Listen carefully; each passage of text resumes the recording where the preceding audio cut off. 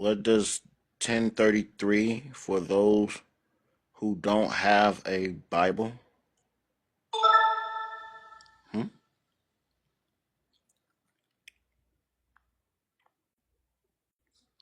John 10:33 says that we are not stoning you for a good work, but we are stoning you for blasphemy. For you are a man claiming to be God. So the Jews are saying to Jesus, we're not stoning you for any miracles or anything that you have done that we consider good. We're stoning you for blasphemy. And then they explain what the blasphemy is. The blasphemy is that Jesus is a man who claims to be God. That's the blasphemy. And that's what they're stoning him for. He's a man claiming to be God.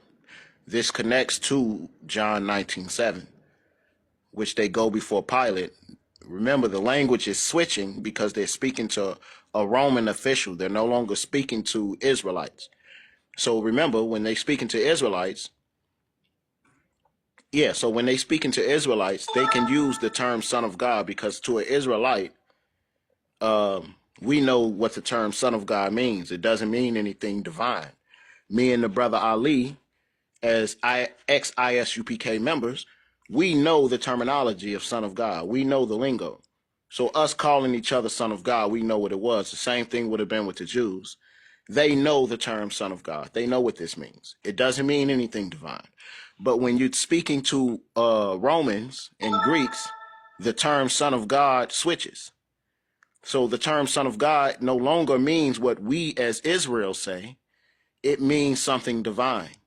What the Jews were smart. They knew this. So the language changes. So you see the difference in John 8:41 when the Jews outright claim that they are the sons of God. They're literally the sons of God. They say, we have but only one father, and that is God. We are not illegitimate children. We are not bastard children. We have but only one father, and that is God. There's no rejection here. Jesus doesn't get mad. No, the crowd doesn't get mad that they call themselves sons of God. Why? Because these are Israelites speaking among Israelites. They know the lingo. But it changes when you go to Rome and Greeks. The term son of God means something divine. And this is exactly the way they used it. So in John 10:33, they're accusing Jesus of being a divine being. And it's the same claim in John 19:7 when they go before Rome. They say that because Rome believes Son of God means a divine being, theos. So when they go before Rome, Pilate, they say, we have a law.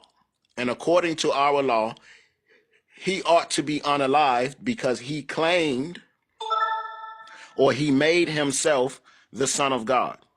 Now, an ignorant Christian would read this and say, there's no law that says that you can't claim to be the Son of God because the Son of God is used all over the Old Testament. They're not realizing Israelites use the term Son of God. Yes, it means something to them. It means someone who is respected, someone who is a servant of God. That's all it means. When it comes to Rome, the Greeks, using that term automatically means something of a divine or divinity. This is why in the very next verse, it says Pilate, yes, a righteous person. That's why in the very next verse, after they say that we have a law and by our law, he ought to be unalive because he claimed to be the son of Theos, a divine being, it says that Pilate became afraid. Now, why would Pilate become afraid? Pilate's not afraid of some Jewish god, right? Because the Romans have gods by the tons. He's not afraid of some Jewish god.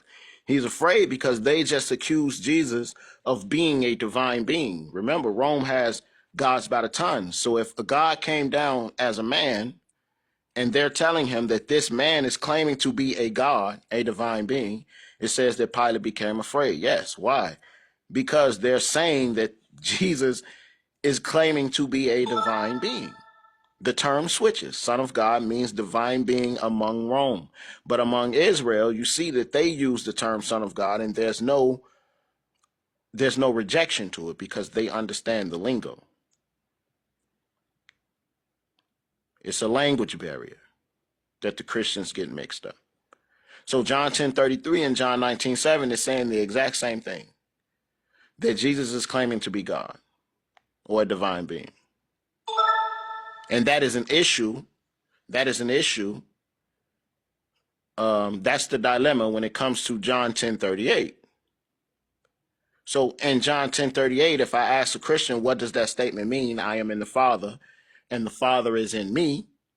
They would say, this is not my paradigm, this is theirs. This is what they would say. They would say that by Jesus saying that I am in the Father and the Father is in me, he is claiming to be God. Now, when you go over the context just before this, Jesus says, believe in the miracles that I do, that I am in the Father and the Father is in me. A Christian would explain that Jesus is telling you, or he's telling them to, if they don't want to accept his words that he's telling them he's God, believe in the miracles that he do, that he is God. This is how they understand it. Jesus is directly telling them, hey, you must believe that I'm God, and the proof that I'm God is the miracles that I have done. That's what that whole context is.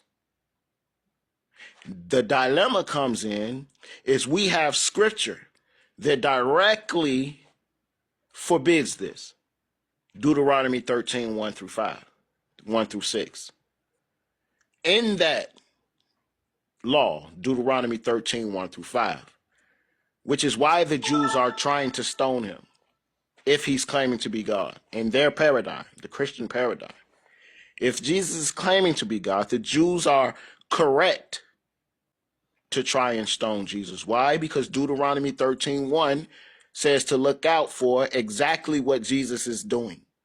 Deuteronomy 13, 1 through 5 says, if a prophet or dreamer comes to you and all of his miracles come true and his prophecies come true, yet he entices you to worship other gods, to worship in a foreign way that the Lord has not taught you, you must put that prophet or dreamer to death. You must stone him. So here directly, this is saying that if a prophet comes up to you and he's doing all of these miracles and he's asking you to believe in a different God or worship God in a way that God has not commanded you, and he's telling you to verify it by his miracles, then he is a false prophet. Jesus does exactly this according to their paradigm in John 10:30 through 38. He's asking the Jews to believe that he is God because of the miracles that he has performed. This directly violates Torah. This directly violates Deuteronomy 13, 1 through 5. This directly violates Leviticus 24, 16. So the Jews, even in their paradigm, are correct into stoning Jesus because Jesus just committed blasphemy. There's no way around it. Nowhere around it. That's the dilemma. That's the dilemma. No Christian can get around that dilemma. What they do is they say, oh, well, Jesus wasn't blasphemy because he's God. Well, you have to prove that he's God. All we have is Jesus claiming to be God, which the law protects us against. A prophet is claiming to be God. That's what we have. Jesus is a prophet. He's claiming to be God. How can a man claim to be God? What is he going to do? What is he going to say? Obviously, he's going to claim to do the things that only God can do. That's how you claim to be God. There's no other way around it. So how does Jesus try to prove that he's God into their paradigm? They say, oh, well, Jesus says he can forgive sins. Okay, can Jesus prove that he forgives sins? There's no way possible that you can prove that Jesus actually forgave somebody's sins. So what does Jesus do? He does exactly what Deuteronomy 13, 1 through 5 says he will do. He will say, believe in my miracles that I'm God. So what does Jesus do to prove that he can forgive sins? Jesus directly says, if Jesus is saying that he can forgive sins, he has authority to forgive sins, how does he prove it? Because any Jew standing there will say, well, Only God can forgive sins. Yes. So Jesus, can you prove that you can forgive sins? No, he can't. So what does he do? He does a miracle. He says, so that you may believe that I can forgive sins, here goes this miracle. Wait a minute. Deuteronomy 13, 1 through 5 just warned us against that.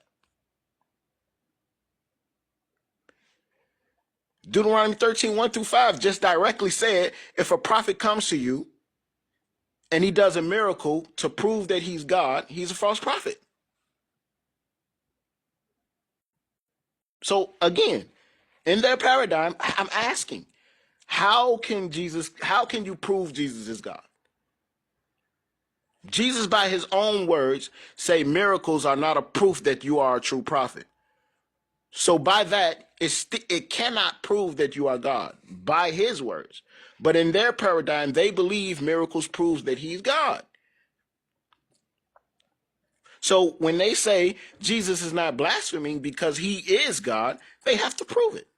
What can he do or what can he say that would make us believe he's God? All we see is this man blabbering. He's claiming to be God. He's moving his lips.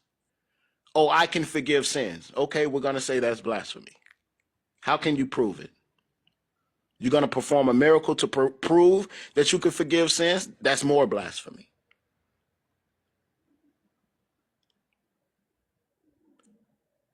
Then they have Jesus put all his eggs in one basket. What is the proof that he's God? The Christian would tell you, oh, well, he gave a sign to the Pharisees and teachers of the law that he would die and resurrect. Okay, fine. Well, let's analyze that. This is the biggest sign that he proven that he's God, the death and resurrection. And he gave this sign to the Pharisees and teachers of the law. So what he says to them, that no sign will be given in another chapter, but in one chapter he says, okay, I'll give you a sign. That sign is, destroy this temple and I will rebuild it in 3 days. Meaning he will die and resurrect. He gave this prophecy to the Pharisees and teachers of the law.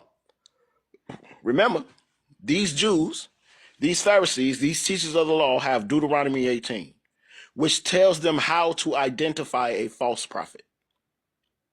They have Numbers 23:19, which also says how to identify a false prophet. God is not a man that he shall lie, nor is he the son of man that he should change his mind. But the Christian forgets the verse after that. It says, does God speak and not act? So if Jesus is God, if he's telling the Pharisees and teachers of the law he's going to perform a miracle, he must do it. There's no way around it. God does not speak and not act. Yet we have Jesus, aka God, who speaks and not acts. Why? Because he gave the prophecy to the Pharisees and teachers of the law that he would die and resurrect. Now, when it came time to prove this sign, if Jesus allegedly died, he never proved the sign to the Pharisees and teachers of the law. Why? Because he never went back and showed them he risen. Yes, the Christians say, oh, the disciples seen him, 500 other people seen him, but the Pharisees and teachers of the law didn't see him. According to them, as I said, they have Deuteronomy 18, how to identify a false prophet. They have Numbers 23:19. God does not speak and not act. If Jesus is God in this paradigm, then he has proved himself to be a false prophet. Why? Because he didn't show the sign. He didn't act to the Pharisees and teachers of the law.